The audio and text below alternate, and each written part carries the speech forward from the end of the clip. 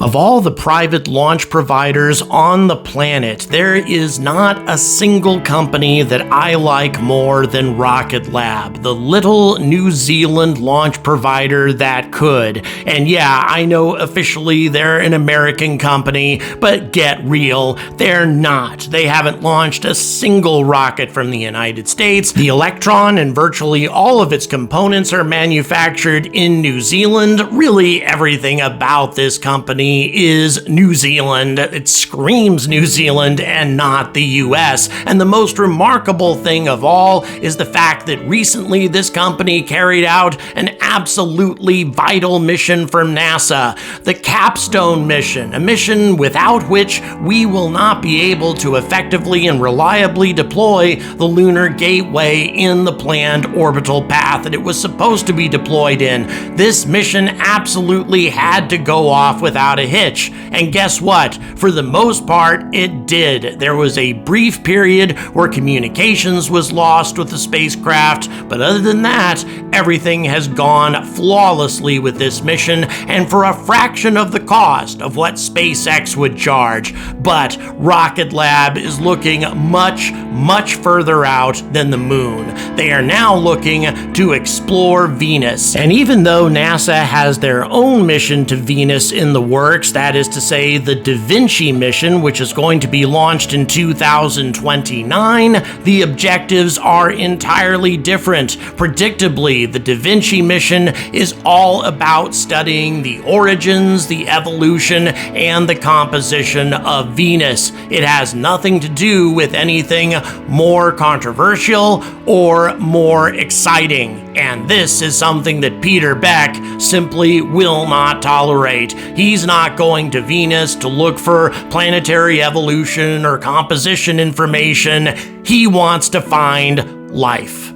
But here's the most important question of all, in my opinion, about this mission. If the Rocket Lab mission, which involves only a tiny little probe, we're talking a 1 kilogram probe plunging into Venus's atmosphere, detects any sign of life, organic molecules, and other indicators that suggest that there may indeed be life in the Venusian atmosphere, is NASA going to change the nature of their upcoming mission to investigate the matter further? Or, as was the case with the Viking mission and the work of Gilbert Levin, is NASA simply going to go back to their theories as to how life simply can't evolve in the hostile environment of Venus? Are they going to cling to their previous conservative notions and not investigate the matter at all, as they have done with Mars? We're gonna find all of that out in just a moment.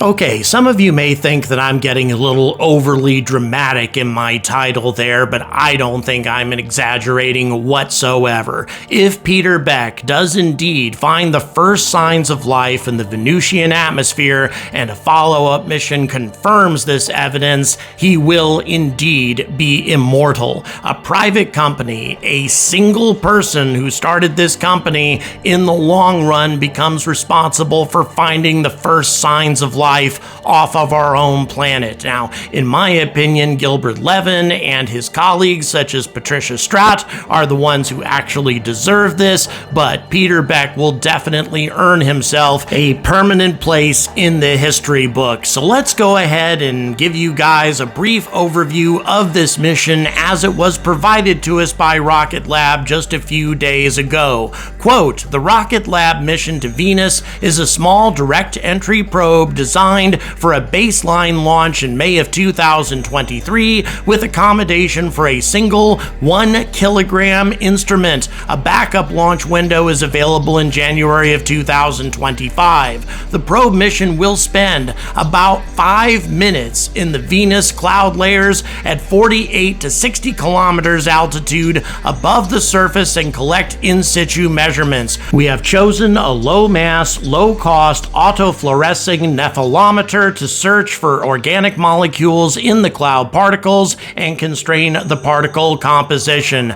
They are looking for life, and they confirm that a little bit later on. Rocket Lab has made the engineering and financial commitment to fly a private mission to Venus with a goal of launching in 2023 to help answer the question, are we alone in the universe? This is the kind of mission we need to see from these private spaceflight companies to bypass all of the conservative thought processes that dominate the major space agencies around the world. So if all goes well, an Electron rocket will lift off in May of 2023, less than a year from now, from Rocket Lab's Launch Complex 1, carrying what's called a high-energy Photon spacecraft. Now, all of us have heard about the Photon. However, this is a Photon spacecraft specifically designed for interplanetary travel, using enhanced versions of the Hyper-Curie engine that already power the Photon, but with different capabilities to allow for interplanetary travel, allowing Rocket Lab to carry out the first private interplanetary mission in history. So what is it about this particular version of Photon that makes it different? Well, it utilizes photovoltaic solar arrays and lithium polymer secondary batteries, nothing unusual about that, but it also has an attitude control system which includes star trackers, sun sensors, an inertial measurement unit, reaction wheels, and a cold gas reaction control system. This allows for navigation and course corrections during interplanetary flight. It also has very good communications. S-band or X-band RF ranging transponders support communications with the deep space network, or with commercial networks rather, and enable traditional deep space radiometric navigational methods. So this is a tiny spacecraft at a bargain basement price that can do anything as far as interplanetary navigation is concerned that a conventional NASA probe can. Now, when you look at the capabilities of the Electron, it is astonishing to think that this thing is capable of sending anything to interplanetary flight. Its 9 sea-level Rutherford engines produce perhaps 10% of the thrust of one Raptor engine, and the second stage has only one of these engines, providing a mere 5,800 pounds worth of thrust. Tiny in comparison to most of its big boy competitors. That's what makes this so inexpensive. And of course, on top of that, you also have the Photon spacecraft, which replaces the kick stage, by the way, which provides additional thrust through its Hyper-Curie engines, and these engines can be restarted, modified, and larger fuel tanks added to allow for greater range and higher delta V. But the Electron and the Photon alone do not have enough delta V to escape from Earth's gravity, so here's the plan. First of all, Electron will deliver Photon up to an orbit of about 165 kilometers. After that, Photon will perform a series of pre-programmed burns to establish a highly elliptical orbit of 250 kilometers by 1,200 kilometers. Then a series of burns will be performed after that, increasing the elliptical orbit to an apogee of 70,000 kilometers. This series of orbits is what allows this spacecraft to eventually escape from Earth's gravitational pull. And then once it achieves that, it will be able to make its way towards Venusian insertion orbit, although it's certainly not a quick solution. And this is the trade-off that you need when you're using a rocket like Electron, even if your payload is absolutely tiny. However, Venus has one major advantage over Mars. It's actually a hell of a lot closer, so even though Rocket Lab will have to carry out this series of orbital burns in order to achieve enough delta V to travel interplanetary, it will still arrive at Venus in October of 2023, a mere 5 months later. Then at that point, the high-energy Photon will target an entry interface to deploy a 20-kilogram probe directly into the atmosphere. Now remember when I said 1 kilogram? Well, the other 19 or so kilograms of the probe will be dedicated to protecting the one instrument on board from the rigors of entry into the Venusian atmosphere, and that was not an easy task to say the least. This half-cone design includes an aluminum pressure vessel designed to protect the nephelometer, and by the way, I'll tell you what that is here in just a moment. It also has pressure sensors and an antenna allowing for communications back to Earth, and it is surrounded by a structural insulation layer. The insulation maintains the flight computer, radio, and instrument at a suitable operating pressure, acting as a thermal sink to maintain allowable operating temperatures. Not an easy thing on Venus, and to act as a barrier to the corrosive Venusian atmosphere. Oh yeah, did I mention that the Venusian atmosphere is loaded with sulfuric acid clouds? It's amazing that this is even going to work, given how small and humble this probe actually is. Now, after this lengthy journey, the mission is going to be fast and furious. The probe will enter at an altitude of 200 kilometers, traveling at 11 kilometers per second. At an altitude of 68 kilometers, 40 seconds after entry into the Venusian atmosphere, traveling at 196 meters per second, the probe will be traveling subsonic. At an altitude of 60 kilometers, 107 seconds after entry into the atmosphere, the probe will be traveling at 93 meters per second. It is at this point that it will begin gathering the vast majority of its data, and that process will continue until the probe travels through the 45-kilometer level, and that will be 377 seconds, a mere 270 seconds after the probe enters the Venusian clouds before it really loses its opportunity to grab data. And after that, the probe will quickly transmit data through its S-band uplink for relay to Earth from the Photon spacecraft. And then 3,500 seconds after entering the Venusian atmosphere, the probe will crash into the surface of Venus at a pretty hefty velocity, probably smashing it to bits.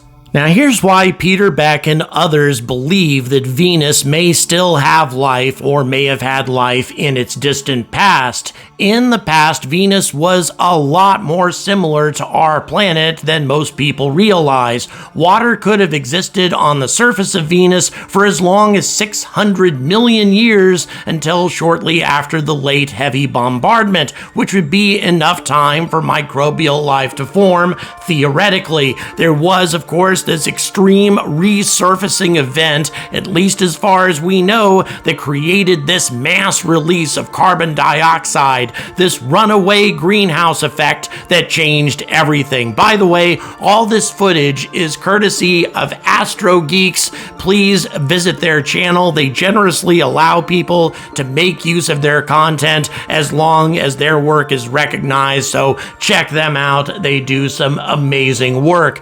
So the idea is, if life did evolve in Venus's distant past, could it still have survived today? Well, yes, that's entirely possible. Even though the surface temperature of Venus is sufficient to melt lead and the pressures are up to 900 Earth atmospheres equivalent, about the same that submarines have to endure, that isn't the case at the altitudes that Rocket Lab is going to be studying. The temperatures are actually pretty mild. As a matter of fact, if you had proper protection from the Venusian atmosphere, that is to say something that would be acid-proof, you wouldn't need a full-fledged spacesuit to protect you from the Venusian atmosphere. The pressure and the temperature would be just right to support human life. You would, of course, need oxygen, you would need protection from the sulfuric acid, but you wouldn't need the kind of protection that humans are going to need on Mars. As a matter of fact, it's been argued that the atmosphere of Venus is going to be much, much more appropriate for an Earth colony than Mars will ever be. There is one important difference, however. There is very, very little water on Venus or in the atmosphere. The only evidence of water that we've detected up to this point is trapped inside the sulfuric acid. Now, over the years, the various Soviet Venera probes, together with Pioneer Venus and the Magellan missions, determined that there's carbonyl sulfide in the Venusian atmosphere. This is actually difficult to produce inorganically, but it can be produced by volcanism, and that's something that we know has happened to a great degree in Venus's past. But that is not the only evidence of life in the Venusian atmosphere. There's also something called unknown absorbers, and it's been speculated that microorganisms living in the atmosphere could employ ultraviolet light as an energy source, and that would be a reasonable explanation for the dark lines that we see in the atmosphere of Venus. So the recent discovery of phosphine in the Venusian atmosphere, which is another biosignature, this of course has been strongly debated, but it is not the only piece of information that we have that indicates the possible presence of Venusian life. In August of 2019, there was a long-term pattern of UV light absorbance coming from these strange dark streaks, which caused all kinds of albedo changes in the atmosphere of Venus, an impact on its weather, and it was caused by these unknown absorbers that may include huge colonies of microorganisms. Up to this point, we have not come up with a reasonable inorganic explanation for these unknown absorbers. It could certainly exist, but at the same time, it could also be massive colonies of microorganisms that could be getting their nutrients from a currently active volcanic cycle on the Venusian surface. There's also a great deal of evidence to suggest that that's still happening. So what's this nephelometer thing, and how the hell is it going to find life? Well, what it does is it utilizes a laser that produces fluorescence from surrounding compounds, and it's able to identify the difference between organic compounds and non-organic compounds, depending largely on the amount of fluorescence detected. So in other words, if your laser doesn't produce any fluorescence whatsoever, that indicates that there isn't any sort of biological processes happening within the atmosphere. However, if a great deal of fluorescence is detected, that strongly indicates that there may be single-celled organisms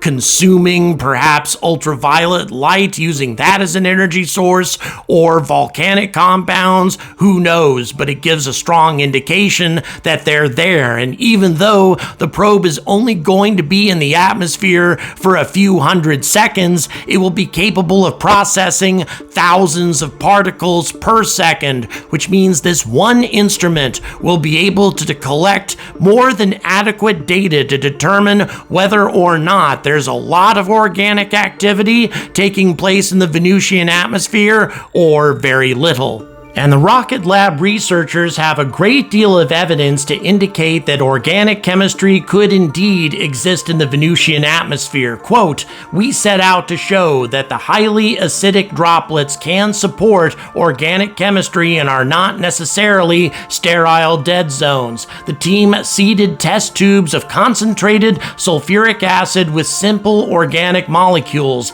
The result was an intriguing, rich, and complex set of organic molecules molecules. What this shows is that sulfuric acid droplets can support a variety of complex chemicals that can, in principle, be related to life's building blocks. This is all very intriguing because all life needs complex organic chemistry. This result is also seen in the petrochemical industry, where red oil is a waste byproduct in fuel production. This is an amazing suggestion. It suggests the possibility of a type of life completely unlike anything that we have on our own planet. A self-replicating life form existing in substances consisting of a mixture of polycyclic carbon components dissolved in concentrated sulfuric acid, the byproducts of our own petrochemical industry. What an amazing notion that we could have essentially a petrochemical life form. And they have proved, at least in principle, that this could be possible. This would be a breakthrough of titanic proportions. But here's the question. If they find extensive evidence of organic molecules, is NASA going to undertake an expensive and ambitious modification of their planned mission in 2029 to study this phenomena further and try to confirm the existence of life? In my opinion, as strange as this may sound, I don't think they're going to. I think that given their previous behavior, the scientific community will dismiss the notion of such a strange and bizarre life form and instead focus on their conservative scientific objectives rather than chasing this crazy notion. And if this happens, it will be up to Peter Beck and his new neutron rocket to carry a more ambitious spacecraft to discover life on Venus himself, which in my opinion is the appropriate way to handle it anyway, rather than struggling through all the conservative mindsets and bureaucratic nonsense that exists at NASA. Please like, please subscribe, hit that notification bell button, check the description for ways to support my channel, and as always, stay angry about space!